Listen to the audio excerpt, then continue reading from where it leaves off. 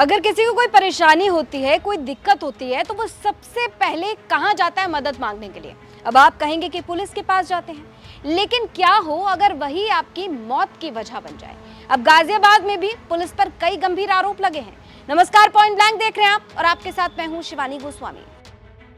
गाजियाबाद के इंदिरापुरम में कुछ दिन पहले ऑटो ड्राइवर धर्मपाल यादव की मौत के बाद जमकर बवाल मचा। पुलिस पर कई गंभीर आरोप लगे, लेकिन अब मृतक की पोस्टमार्टम रिपोर्ट आने के बाद मामला और भी ज्यादा बढ़ गया है। दरअसल आरोपों के मुताबिक ऑटो ड्राइवर का एक साइकिल के साथ एक्सीडेंट हुआ था, जिसके बाद पुलिस उसे उठाकर कनावनी चौकी ले गई।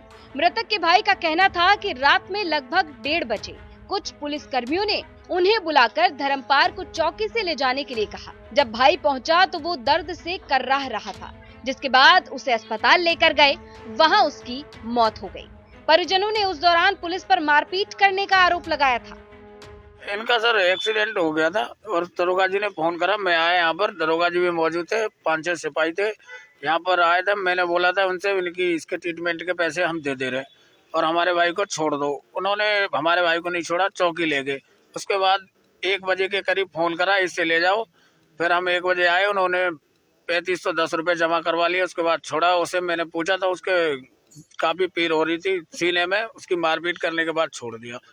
उसके बाद वो एक्सपायर हो गया रात में। उन्होंने बताया कि हमें मारा बहुत है। हाँ, उनसे पूछा था तो उसने बताया था कि मारपीट की है, उसके चोट लग रही थी सीने में, दर्द हो रहा था, वो रात को एक्सपायर हो गया। उसके पास से कितने रुपए की राशि जो है वो पुलिस ने ली? 3510 रुपये ऑटो की और हाँ, और साइन भी करवा लिए।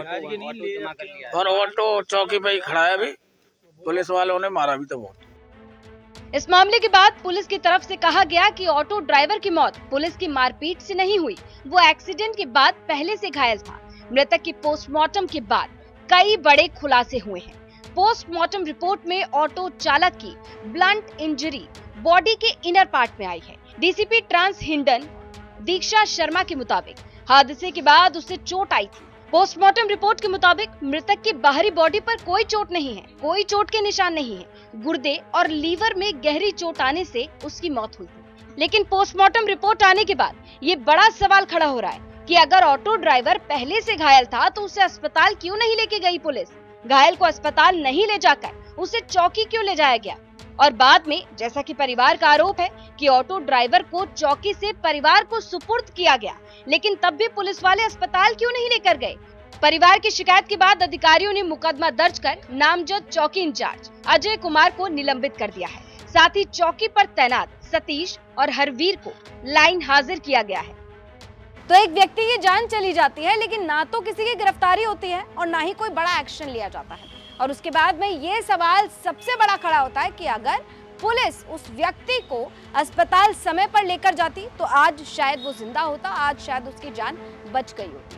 तो ऐसे में कई सवाल उठते हैं, क्योंकि कई गंभीर आरोप जो है वो गाजियाबाद पुलिस पर लगे हैं। तो तमाम जिम्मेदार अधिकारियों से हमारे यानी यूपी तक के ये कुछ सवाल। पहला सवाल, घायल को अस्पताल नहीं चौकी क्यों लेकर गई पुलिस? दूसरा सवाल, चौकी में तबीयत खराब होने के बाद भी अस्पताल क्यों नहीं लेकर जाया गया? तीसरा सवाल, अगर समय रहते इलाज मिल जाता तो शायद उसकी जान बच सकती थी। चौथा सवाल, ऑटो ड्राइवर की मौत का जिम्मेदार आखिर कौन है? तो तमाम जिम्मेदार अधिकारी साहब जरा सामने आइए और इन सवालों का जवाब दीजिए, क्योंकि एक बार फिर से यूपी पुलिस के ऊपर कई गंभीर आरोप लगे हैं। अब ऐसे में सवालों का जवाब मिलना बहुत जरूरी है।